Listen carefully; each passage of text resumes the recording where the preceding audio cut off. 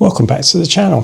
So in today's video I'm going to go through the installation of our Autoterm D4 diesel heater. Now yes, we already have heating in our motorhome. We have the blow air Truma system, which is very good, but our motorhome is massive and it does take an awful long time to warm up. Now what we've found since fitting the diesel heater is it's instant heat. Within 5 minutes the motorhome is warm, within 10 minutes, 15 minutes it's quite hot. Because we were doing the NC500 last year, that's when I fitted it. It's taken me this long to get around to editing the video, and for that I'm sorry. But it is vastly more efficient. Diesel is so much easier to get hold of. You haven't got to worry about getting gas when you're in remote places. But also, for us, it's the ability to have the motorhome warm quicker. That's what I wanted. That's what I wanted to achieve. And I'll explain the video as we go along. Hope you enjoy. The one thing that's very, very important if you're going to fit a diesel heater, and this is a very, very important tip. If you're going to fit a diesel heater in any vehicle, whether it be a motorhome, a van conversion, a boat, whatever, you need a carbon monoxide tester, because diesel produces carbon monoxide, and if you get any of the exhaust gases into your vehicle, it's not a good thing. It's very, very dangerous. So I always insist, if I'm doing a diesel heater, that you have a carbon monoxide tester as well. Safety tip. The first part, and one of the hardest parts, is deciding where you're going to fit it. This took a lot of thinking and a lot of working out. So I decided to fit it under the seat. This seat is where the seatbelt anchors are on our rear seat. This cupboard's quite awkward to get into, so we don't really use it for much. As you can see, my inverter's in there anyway, so I thought I can utilise the space, and it fitted. Working out where you're going to fit a diesel heater is probably one of the hardest parts, because the D4 is quite a bulky item. D2 is vastly smaller, but because our motorhome is 8.8 metres, we needed the bigger one. Once you've decided on where it's going to be fitted, the next part's drilling the holes, which is scary. So after checking there's enough room around the diesel heater, which as you can see there is, remove it back out and drill the hole through the floor. Obviously I've checked underneath to make sure there is nothing in the way, and here's the hole through the floor. This is scary to drill and quite big. That's with the plate fitted, ready for the diesel heater to be fitted. At this point I could see that the space was going to be very tight to get the screws in. So what I did was I screwed the plate to the floor first. I then went underneath and bolted the diesel heater onto the plate. There's 4 10mm bolts. It's easy to get to them from underneath. Obviously I have a ramp as well, so I'm working standing up. It's far, far easier to do it this way than any other way. Once I was happy with the position, as you can see, it's into the hole. I then worked out where I wanted the air vent to come out of and drilled another hole. Another scary time. But this got it so that the heater wasn't that far away from the vent. This is from underneath. You can see the plate and you can see where the 10mm nuts go on. Relatively easy, and obviously I drilled a hole to run the cables through. What I didn't show in this video was I then sealed all round everything before I... The next part is the diesel supply. Now, on a Fiat Ducato, if you know what you're doing, it's actually quite easy to do. So, on a Fiat Ducato, if you look between the driver's seat and the passenger seat in the floor, there is a little cover that's held on with a couple of screws. It's a square cover, probably about 6 inches square. You unscrew that, and you can get to the top of the diesel tank where the sender unit goes in. Now, on the Fiat Ducato, there's a breather pipe, which is the big thick pipe with a little blue clamp on it. You can get that off. Now there is a special tool for taking the clip off, because it's what we call, I don't really know what you call it. It's not like a Jubilee clip where you unscrew it. It's an actual physical metal clip, and there's a special pair of pliers you can get to remove that clip. Once you take that off, there's a little 10mm bolt. You unbolt it and the elbow comes out of the tank. Then what you do is you drill a hole in that elbow and put your pickup pipe through that hole. Now what I don't show in the video is what you need to do. The pipes come, the pickup pipe comes very, very long, far too long for what you actually need. So what I did was I positioned the pipe in the tank and worked out how deep the tank was, and then I cut the pipe off. But something that I was taught when I got taught how to fit these diesel heaters is never do the pipe to the complete bottom of the tank, and then that way you can never run it out of diesel.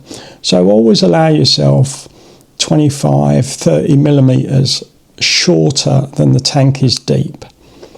And then a couple of rubber seals, put the pipe in, tighten the nut up, make sure it's nice and airtight.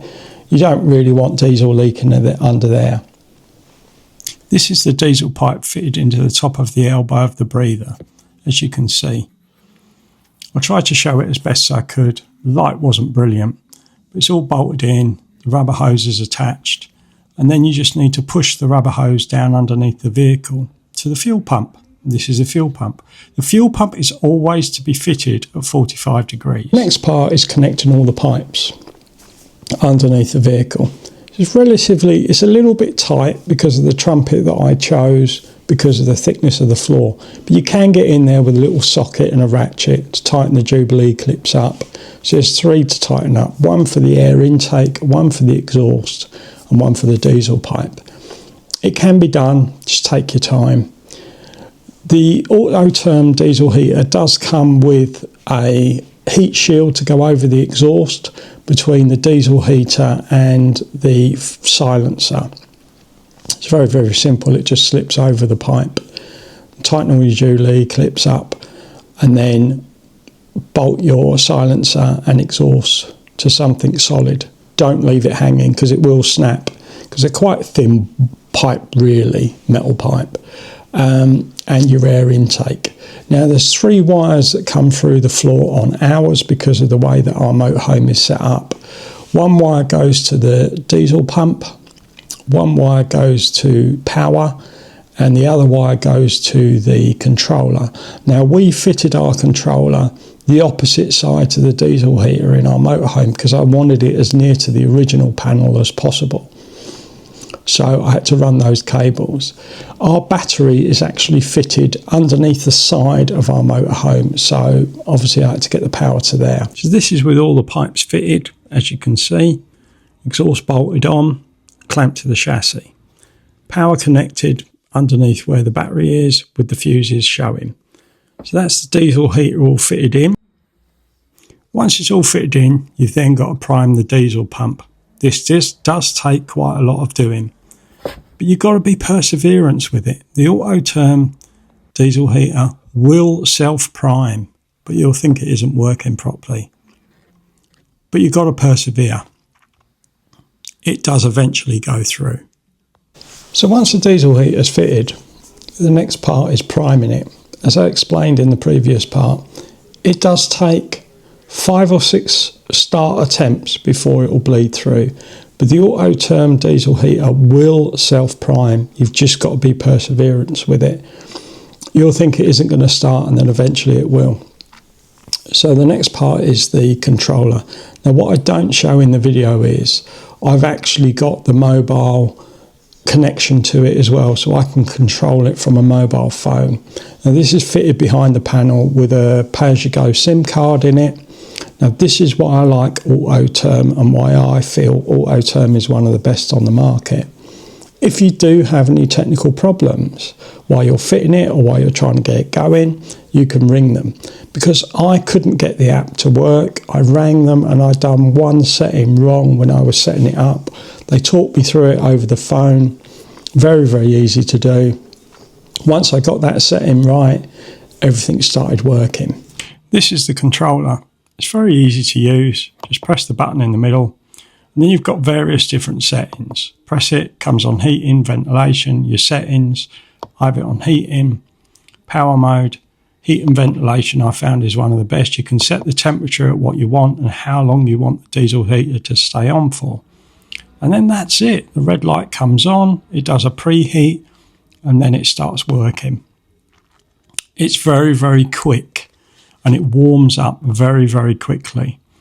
When it's switching itself off at the end of its thing, the only thing you'll find is it will go cold because it has to cool the heater down before it switches off completely.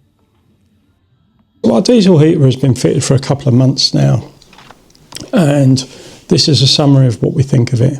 It is bloody excellent. It works really quickly. And what I've been doing, because the vehicle is in storage, as you know, we haven't been using it over Christmas and winter. Every time I go to the unit to see it, to make sure everything's all right, I put the diesel heater on for half an hour or an hour. It warms the motorhome up really, really quickly, and it's lovely and warm in there. Now, there is one thing about diesel heaters that they don't tell you, or they don't always tell you, but I always advise my customers of this. Even when you're not using it, put it on full power for half an hour every month.